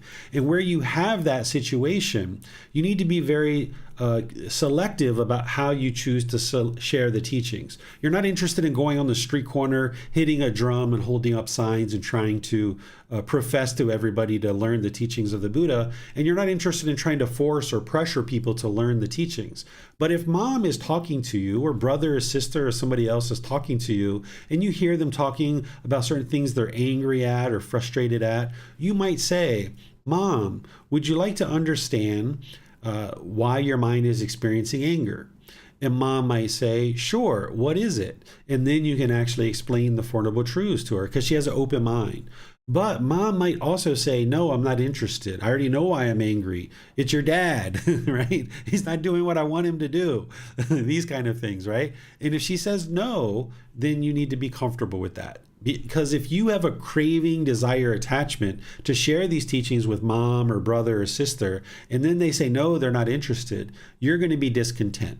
So if you have compassion for your friends, your colleagues, your relatives, your kinsmen, or anyone else like that, you might check in with them first to see if they're open to understanding. And then if they have an open mind, you might share a video with them, you might share a book with them, you might try to explain it yourself if you can.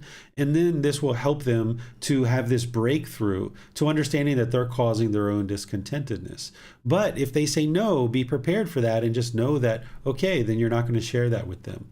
And if you've asked them 2 or 3 times and every single time they say no, then you probably shouldn't ask them anymore. Just step away, just back away. Because if you keep persisting and you keep putting pressure and trying to force them to learn, this is just your own craving, desire, attachment, and it's going to turn people away from the path to enlightenment. So we can try to establish people and encourage people to learn and have this breakthrough of the Four Noble Truths, but it should be without craving, desire, attachment, which means you wouldn't be pressuring or forcing them. You would be inviting them. Would you like to know, or are you interested to know why you're experiencing stress? It's craving, desire, attachment. Are you interested to know why you're having this anxiety? It's always going to be craving, desire, attachment. What questions do you guys have on this chapter?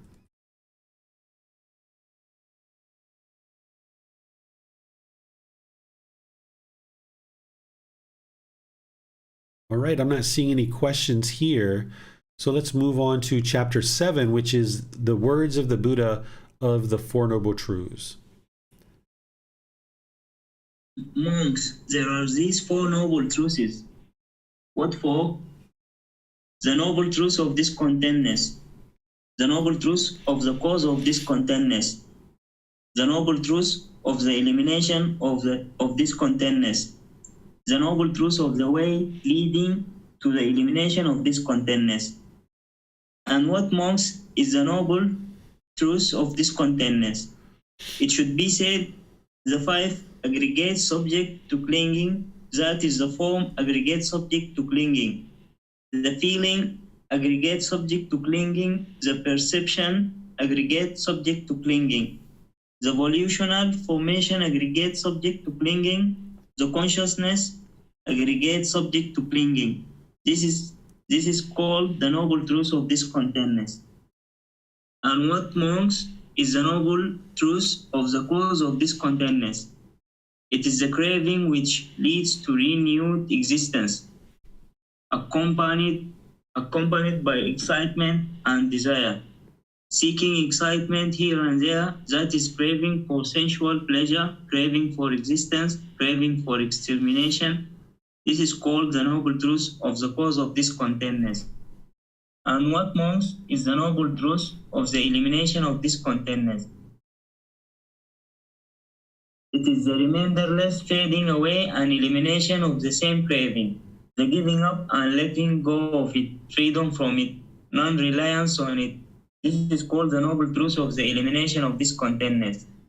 And what, monks, is the noble truth of the way leading to the elimination of discontentness?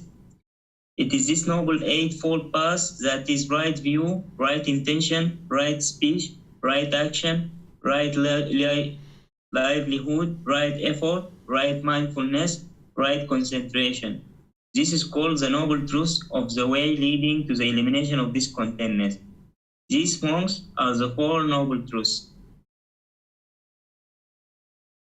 Therefore, monks, an effort should be made to understand. This is discontentness, An effort should be made to understand this is the cause of discontentness. An effort should be made to understand this is the elimination of discontentness. An effort should be made to understand this is the way leading to the elimination of discontentness. All right, thank you, sir. So I'm going to start explaining this chapter where we actually left off, which is this last paragraph. Notice that the Buddha keeps saying that this effort should be made to understand, right? He's been saying this in multiple teachings. So to learn and practice this path to enlightenment, again, it's not just for the casual observer. It's for the truly dedicated, the truly committed, because you're going to need to have effort, to apply effort to investigate the teachings and try to understand them so that then you can practice them. You're not going to be able to just kind of slip your way into enlightenment. You're not going to just trip over enlightenment and fall into enlightenment. It's going to be effort to actually learn and practice and do this real work to actually get to enlightenment. So with the Buddha saying here repeatedly multiple times to make this effort to understand enlightenment, let's now make this effort to understand these Four Noble Truths, because that's what he's encouraging us to do in multiple situations, is to understand the Four Noble Truths and make an effort to do that. So let's look at the first noble truth, because during the group learning program and in the first volume of the book, I summarized the Four Noble Truths in a way that helps a beginning practitioner get started with understanding the Four Noble Truths. But once you understand it there, and maybe you've been working with that for a year or so, it ultimately is helpful for you to learn the Four Noble Truths in the way that the Buddha explains them. You would need to understand them in the way that the Buddha explains them in order to get to enlightenment, because he's sharing things with you here in the Four Noble Truths that you're going to need in order to get to enlightenment. Where the Four Noble Truths that I share with you is more of a summarized version, just to get you started on the path to enlightenment. And now later, after you've already studied those in depth, it's important that you now study the words of the Buddha related to the Four Noble Truths, which is in the first volume for you to see, but I don't usually share it in the group learning program. And when you're first getting started, I put it in the book, but I don't teach it until you get here. Because now you're going to need to understand the Four Noble Truths in the way that the Buddha explains it. During his lifetime, things were understood a bit more, and he could explain the Four Noble Truths from the very beginning. But in order for you to understand these Four Noble Truths, there needs to be some prior learning and prior understanding for you to be able to get to this understanding that he's explaining. So let me first help you understand what is the five aggregates. This is something that the average person isn't going to understand today, but with a teacher helping you to understand it, then you can understand it. What the Buddha describes as the five aggregates is these five individual things that make you a human being. Essentially, it makes a being a being. There's five things. There's form, feeling, perceptions, volitional formations, which are just choices and decisions, and then there's consciousness or the mind. So you can investigate this and independently verify it for yourself. That yes, you have physical form. That's the first aggregate. You have physical form. The second aggregate is feelings, that you have pleasant feelings, painful feelings, and neither painful nor pleasant. This is happiness, excitement, elation, thrill, euphoria. That's pleasant feelings. Sadness, anger, frustration, irritation, annoyance, guilt, shame, fear. These are painful feelings. And then there's neither painful nor pleasant, which is like dissatisfying or uncomfortable, like shyness. It's not pleasant. It's not painful. Or if somebody you didn't know sat close to you on public transportation and your body and their body was touching. It's not pleasant. It's not painful. It's neither painful nor pleasant. So an unenlightened being is going to experience these feelings. This is the feeling aggregate. Then there's the perception aggregate. The perception aggregate is how you view the world, certain beliefs, certain opinions, certain views that you have of the world, certain assumptions that you have. They may or may not actually be true. So the way that you perceive the world around you is your perceptions. You have a certain perception, certain opinions, certain views about the world around you. Then there's volitional formations. This is just another word for choices and decisions. This is how you make choices and decisions. That's one of the aggregates. And then there's consciousness, which is the mind. So you have all 5 of these aggregates, and this is what makes a living being a living being. But you can take something like a tree, and you can see that they don't have the 5 aggregates. While we might consider a tree to be alive and we might talk about it as being alive, it's not a living being. It's not a human being. It's not an animal. Yes, it has physical form, which is the first aggregate, but it doesn't have feelings. It doesn't have perceptions. It doesn't have choices and decisions or volitional formations, and it doesn't have a mind. So a tree can't make a choice or decision to pick itself up, walk down the street, and replant itself. But a human being or an animal or something like this, they can actually do that because they have all 5 aggregates. A tree doesn't have a perception. The tree doesn't look out at the world and like, I kind of don't like this type of tree. I don't like this kind of tree, or I kind of don't like it when it's too windy. The tree doesn't have certain perceptions about the world around it.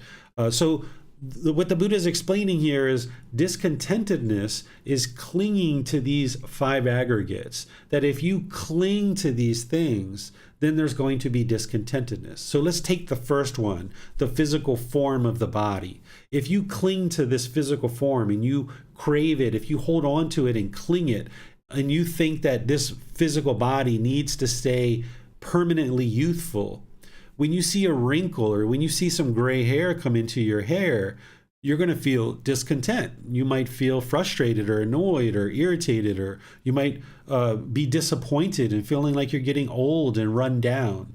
So if you're clinging to this physical form, then there's going to be discontentedness. Or if you're clinging to feelings like pleasant feelings, painful feelings, neither painful nor pleasant, if you cling to these feelings, then your mind's going to be discontent. Or if you have certain perceptions about the world and the way that you feel that the world functions, and you have certain beliefs and opinions about the world, some of these things are true, some of these things are false. And if you continue to cling to your perceptions, which is essentially like making an assumption, if you assume and you cling to this assumption about the world, then you're going to experience this discontentedness in the mind because you're clinging to this perception of how things are in the world rather than looking for the truth and truly figuring out how the world functions. Or if you have certain choices and decisions or volitional formations and you cling to those choices, there's going to be discontentedness. So if you are thinking about taking a trip 6 months from now, and now you make the plan to go on this trip and you're clinging to this plan, and then you get really close to going away on this trip, and now something like COVID comes, and now you can't go on the trip because the planes aren't moving, nobody's flying anywhere. You're going to feel angry or sad or frustrated when you can't take that trip because you were clinging to this decision, you were holding on to a decision. Or any other thing in your life, right? If you cling to any particular decisions and now all the things have changed, and now because of change or impermanence, the decision can't be executed the way that you wanted, now you're going to experience discontentedness as a result. Or if you cling to this mind and wanting the mind to be a certain way or having a certain self-identity of who you think you are, then the mind's going to experience discontentedness. So it's the 5 aggregates subject to clinging that the Buddha calls discontentedness. But that when you cling to these 5 aggregates, there's going to be discontentedness in the mind. And now he says, well, what's the cause of discontentedness? What's causing all of this? Well, it's craving. Craving is this mental longing and strong eagerness, where clinging is holding on to something tightly. So craving is the longing and yearning for something. We call this craving or desire, where clinging is holding on to this thing and wanting it to be permanent. These are 2 different things. Where in the group learning program, I explain it all as one thing, but in reality, the craving is the longing and yearning. The clinging is the holding on to it. And the Buddha is saying craving, which leads to renewed existence. Because as long as you're craving and longing and yearning, then you're going to experience rebirth. accompanied by excitement and desire. As long as you have craving in the mind, if you get the objects of your affection and what you want, you're going to get pleasant feelings. You're going to get excitement. You're going to get this exhilaration, this thrill, this euphoria. But then if you don't get what you want, you're going to experience painful feelings like anger or sadness or frustration or others. So this pleasant feelings and painful feelings are going to come into the mind when there's craving. If there's craving, then the mind's going to be longing and yearning, wanting pleasant feelings. And when you get the objects of your affection, of what you're craving and longing and yearning for, you're going to get those pleasant feelings. But because it's based on your inner feelings are based on craving, it's only a matter of time before those conditions change, that now you're going to experience painful feelings. So for example, if you're craving to see sunshine, and when it's sunny outside, you're really happy and excited, well, it's only a matter of time before that sunshine changes, and now it's raining, or it's snowing, or it's windy. So if you're only happy when it's sunny outside, then that's basing your inner feelings on the condition that it's sunny outside. And since that condition is not permanent, it's impermanent, then that means your feeling of happiness is impermanent as well, because you've based your inner feelings on this impermanent condition of it being sunny outside. So now when it rains, now you're angry, or you're sad, or you're frustrated. And your mind is doing this not just with the weather, but it's doing it with other things too. If you get that brand new pair of shoes that you wanted, okay, the mind's happy, excited, elated. But then if you go to the store and they don't have your shoes, maybe you're angry, you're sad, or you're frustrated. Or maybe your favorite restaurant, you're going to this restaurant because you want this delicious piece of chocolate cake. And if you get this piece of chocolate cake, you get happy, excited, elated. But if they've run out of the chocolate cake, now you're angry or you're frustrated. And it's all because of craving. This is the cause of discontent feelings. And you can see this if you look over the course of your life. You can see anytime your mind has been discontent, it's always because of craving, desire, attachment. And it's because the mind is seeking excitement here and there. That's what the Buddha is saying here. The mind is longing and yearning. It's wanting these pleasant feelings. It's yearning for excitement and thrill and euphoria. And as long as you're chasing after these excitement, these pleasant feelings, and you're basing it on some condition, it's only a matter of time before your mind now experiences painful feelings, because it's now going to shift. It's going to no longer get that condition. So the unenlightened mind thinks that the next new shiny object around the corner is going to bring you lasting satisfaction. But in reality, what you realize is it's going to give you temporary pleasant feelings, but because you based your feelings on those temporary condition of getting this next new shiny object, it's only a matter of time before that no longer exists, and now you're going to get painful feelings. So you're opening yourself up. As long as you're chasing with craving, desire, attachment for this excitement, you're opening yourself up for discontentedness. And what the Buddha is saying here is that the mind is craving sensual pleasures.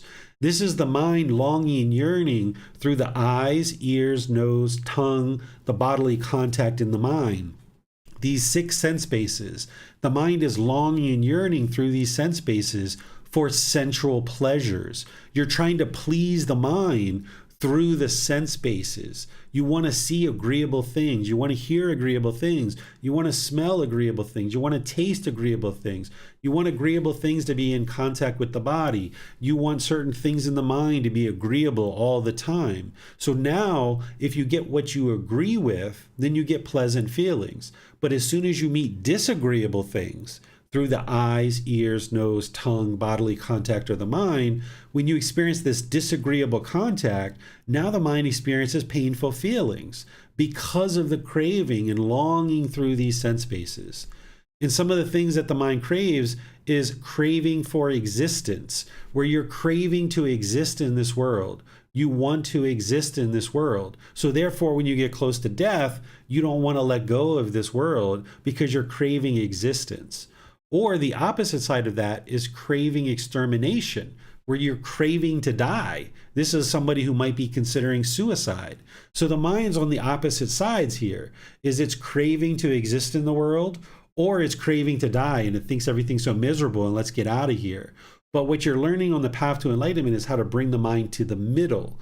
And that's what the Buddha is sharing with you on the path to enlightenment, is how to not live on these two sides of extremes where you're constantly trying to please the senses, because it's only going to lead to discontentedness. He says the way to eliminate discontentedness is to eliminate craving, desire, attachment. If you eliminate craving, desire, attachment, and you give it up and let go of it, and you gain this freedom and non-reliance on this craving, then you can get to liberation, where the mind is liberated. Because your mind isn't free of strong feelings. Your mind isn't free when you go outside and you see it's sunny outside and you get so excited, and then it rains and now you get sad and angry and frustrated. You're not free. Essentially, the weather just changes and you're discontent. You're frustrated and annoyed. Your mind is burdened, right? It's almost like a slave being trapped, right? You're trapped into this craving, and now you have to feel these feelings of painful feelings, where you can actually eliminate the cravings, desires, attachments, where you can let go of the craving, desire, attachments and get free and not rely on these craving, desire, attachments. And now the mind can get freedom from strong feelings. It can get to liberation. It can get to peace. It can get to joy. It can get to this enlightened mental state, because you wake up and it's sunny outside. Lovely, it's sunny outside. We'll go outside and have some fun. Let me go take a shower. You go take a shower and you come out and it's like, oh, it's raining outside. Okay, well, it's raining outside. Maybe I'll go to the movies or I'll stay home and read a book. But you're not angry. You're still peaceful and you're still joyful, because you recognize that the weather changing is just impermanence. As long as you're craving for there to be permanent sunshine, then you're going to be discontent. So you can completely transform the mind and get liberated when you eliminate craving, desire, attachment. And it's this path to enlightenment, the breathing, mindfulness, meditation, and generosity that helps you do that. But more fully, the Buddha is explaining the way leading to the elimination of discontentedness is the Eightfold Path. Right view, right intention, right speech, right action, right livelihood, right effort, right mindfulness, and right concentration. This is what's going to lead you to the elimination of discontentedness. This is the training. This is your life practice. This is the core teaching of the Buddha that everything else plugs into.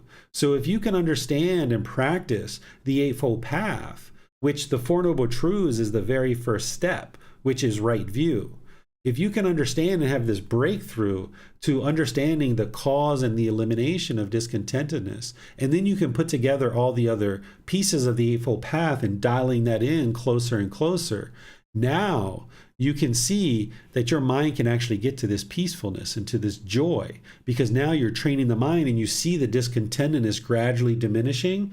And ultimately, you can go 1 year, 2 years, 3 years, and longer where you haven't experienced any discontent feelings whatsoever. And you know that the mind is enlightened, and it's the Eightfold Path that has led you to that, because you trained your mind in this Eightfold Path. What questions do you guys have on the words of the Buddha related to the Four Noble Truths?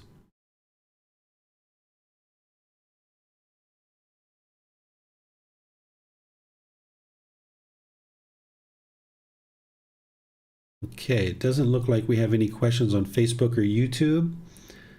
And Caldon says, no questions, well explained. Okay, sir. So let's go to chapter 8. And here you can see I've explained it very thoroughly for you guys, so you can read that. And now we'll go to this chapter, the two-eyed person. Chapter 8, the two-eyed person. Monks. There are these three kinds of persons found existing in the world. What three? The blind person, the one-eyed person, and the two-eyed person. And what, monks, is the blind person? Here, some person lacks the kind of eye with which one can acquire wealth not yet acquired and increase wealth already acquired. And he also lacks the kind of eye with which one can know wholesome and unwholesome qualities, blameworthy and blameless qualities, inferior and superior qualities, dark and bright qualities with their counterparts, This is called the blind person. And what is the one-eyed person? Here, some person has the kind of eye with which one can acquire wealth not yet acquired and increase wealth already acquired.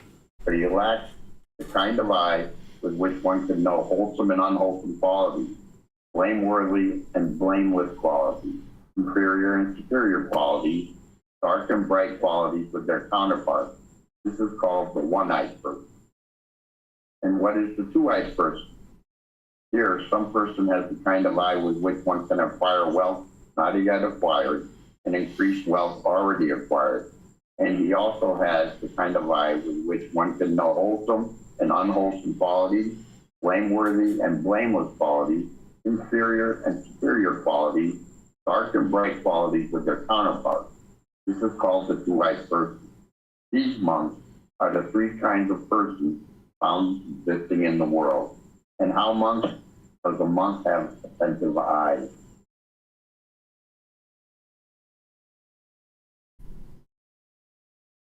Here, a monk understands as it really is. This is discontentedness. A monk understands as it really is. This is the cause of discontentedness. A monk understands as it really is.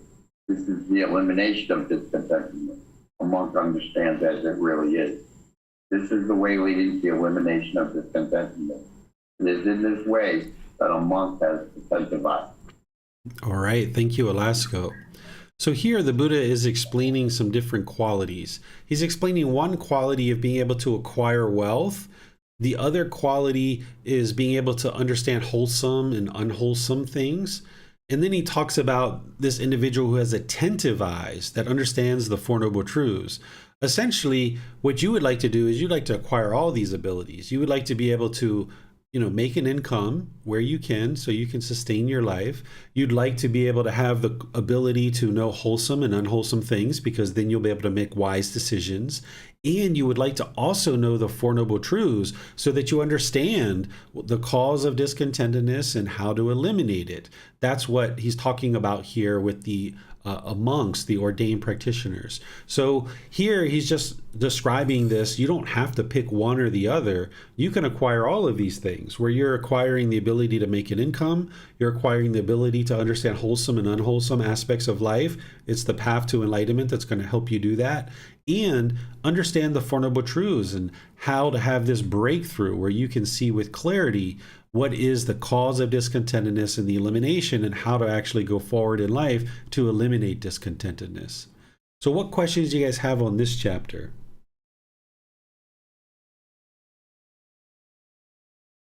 Let's see. I'm not seeing anything on YouTube or Facebook. And okay, Khaldun, go ahead. You can ask your question if you'd like to open up your mic and ask.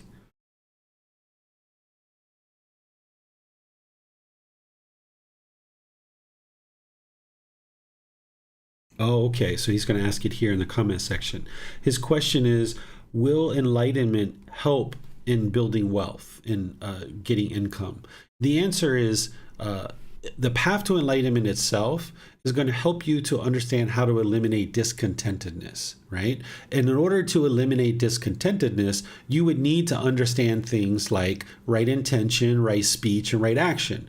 And what this is going to do for you, among all the other teachings, is it's going to help you to create harmony in your relationships, both your personal and professional relationships. And the way that you actually make money, in the way that somebody can acquire wealth and income, is by having wholesome relationships, by having harmonious relationships. Because in order for you to make money and an income, you need to have people that trust you. You need to have friends. You need to have people that can rely on you, people that are willing to do business with you. If you are an ornery, nasty, vindictive, negative, bitter, and hostile person, people aren't going to be interested in doing business with you and giving you money or giving you a job. So the answer to your question is yes. getting to enlightenment is surely going to help you to acquire more income. But the way that you're accomplishing that is through training your mind and eradicating pollution so that now you can have right intention, right speech, and right action, develop better and better personal and professional relationships. And now when you're harmonious with other people, people will be willing to give you a job or do business with you as a business person and things like this. So you would definitely be able to be successful in any kind of business if you chose to be a business person. As you get to enlightenment, you'll actually be more and more successful in business. And some of the students that have been studying with me for a few years, they've actually experienced this, where before they were learning the path to enlightenment, maybe they were unemployed or they didn't feel like going out into the workforce or things like this. But as they trained their mind and got closer and closer to enlightenment, they've now gone off into the world and they've gotten jobs, and now they're being very successful in their jobs, because what a job comes down to, what a livelihood comes down to, is interacting with people. And if you are practicing right intention, right speech, right action, and right livelihood, understanding this natural law of Gotama very, very closely, then you're going to be very successful in any kind of occupation, or if you choose to open your own business or do something else in life, you'll be very successful at that. And you'll be doing that with less and less discontentedness. And once the mind is enlightened, you won't have any discontentedness whatsoever. So your mind will be focused and concentrated with clarity, and you'll have memory to be able to perform whatever occupation you've chosen, and you'll be very proficient at it. So you should be able to be very successful in your work life. Any other questions on this particular chapter? Let me check Facebook and YouTube one more time. All right, I'm not seeing anything there. So let's move to the next chapter, which is chapter 9.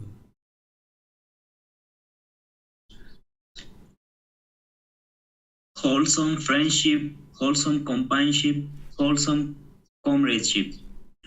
On one occasion, great king, I was living among the Sakyans, where there is a town of the Sakyans named Nigaraka. Then the monk Ananda approached me, paid homage, respect to me, sat down to one side, and said, "Venerable sir, this is half of the holy life, that is, wholesome friendship, wholesome companionship, wholesome comradeship." When this was said, great king, I told the monk Ananda, "Not so, Ananda, not so, Ananda. This is the entire holy life, Ananda. That is wholesome friendship, wholesome companionship, wholesome comradeship. When a monk has a wholesome friend, wholesome companion, a wholesome comrade, it's to be predicted that he will develop and cultivate the noble eightfold path." All right, thank you, Kaldon.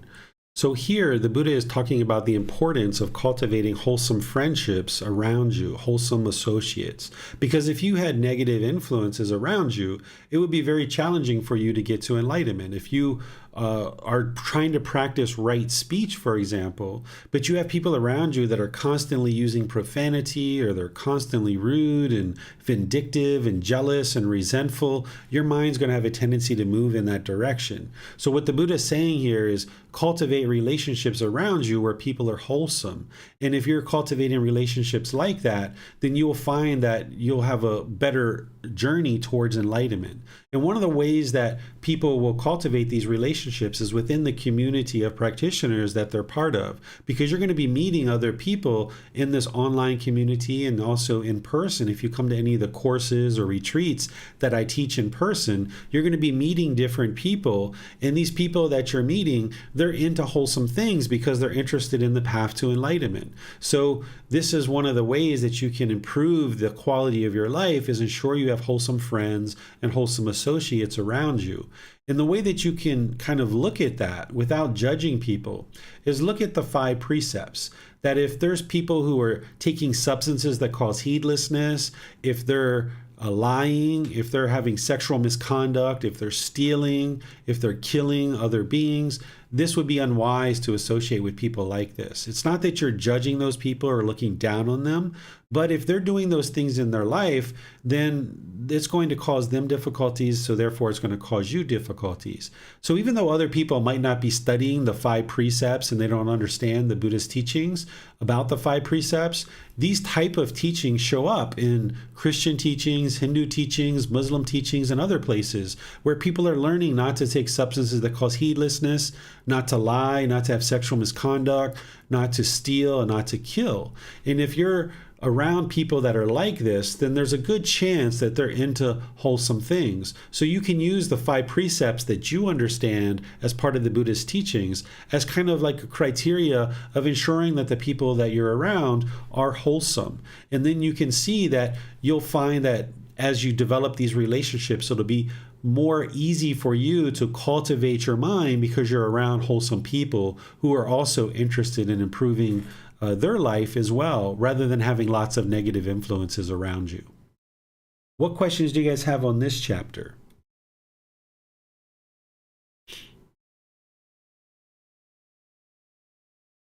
All right, I'm not seeing any questions on this chapter, so we'll go to the last chapter for today, which is chapter 10.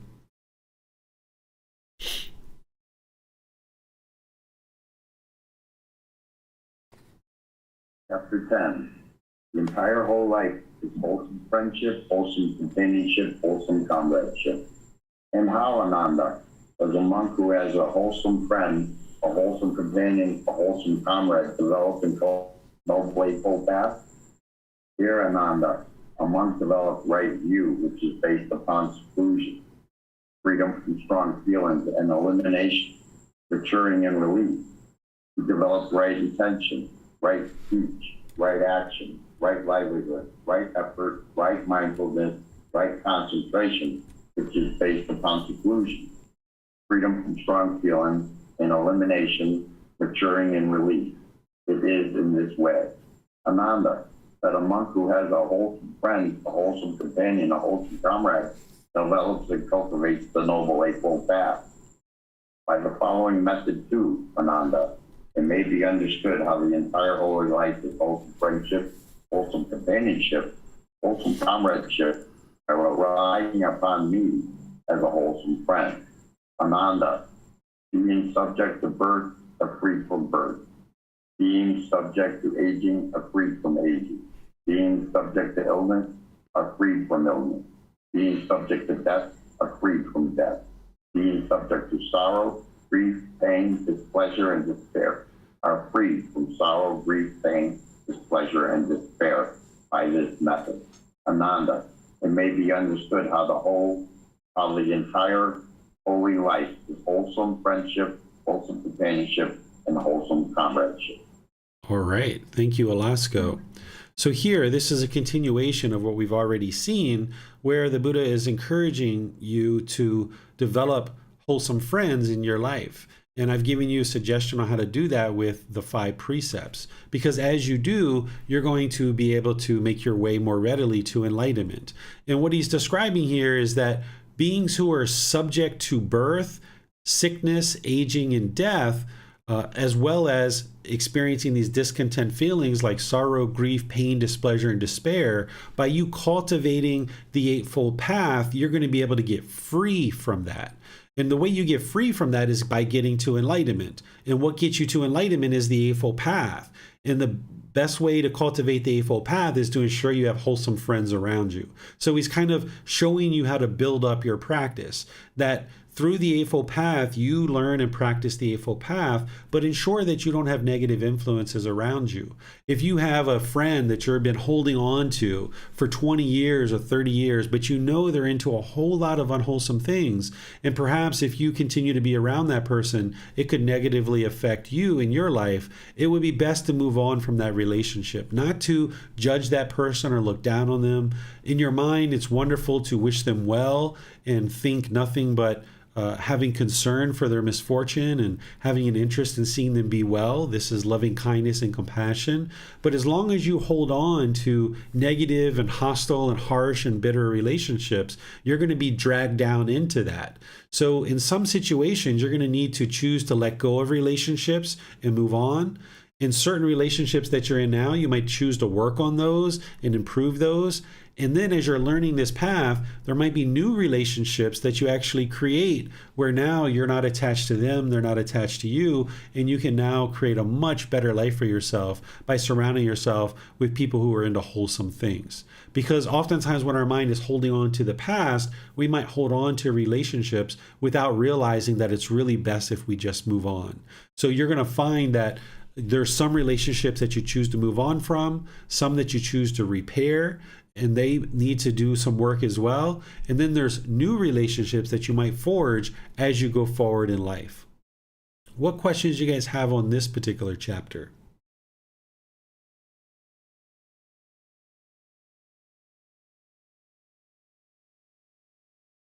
All right, I'm not seeing any questions on this chapter.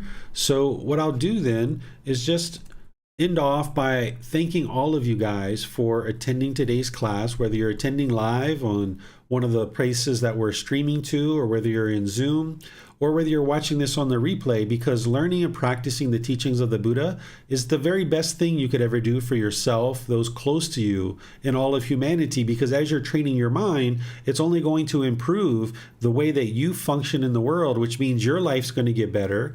The life of the people around you is going to get better because you're not going to be causing harm. And then slowly but surely, all of humanity is getting better because more and more beings are getting to enlightenment, and we're experiencing more peace and more joy in the world.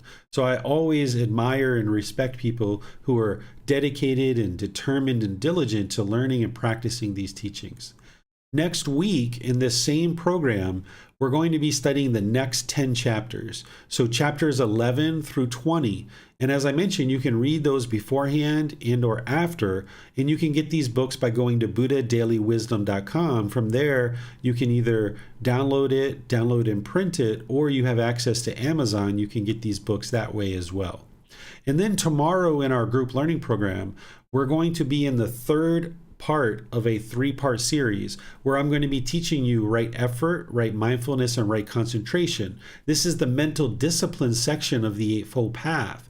So if you would like to attend the class in tomorrow with the group learning program, you'll be able to learn those steps of the Eightfold Path in detail. And then on Wednesday, we're going to be doing our breathing mindfulness meditation class where I'm guiding you guys in breathing mindfulness meditation and opening up to any questions that you might have. So once again, thank you all for joining for today's class. We'll see you in a future class. Have a very wonderful and lovely rest of your day. Sawadee ka. สวัสดีค่ะ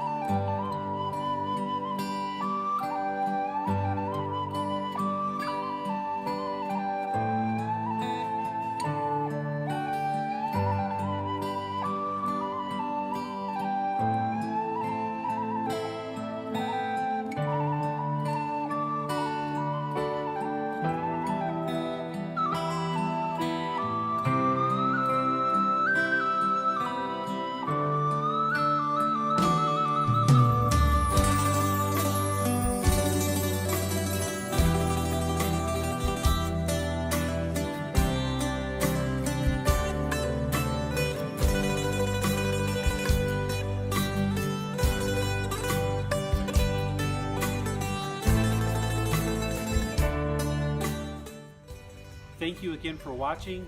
Enjoy your meditation. Look forward to seeing you online and answering any questions that you might have. Thank you so much.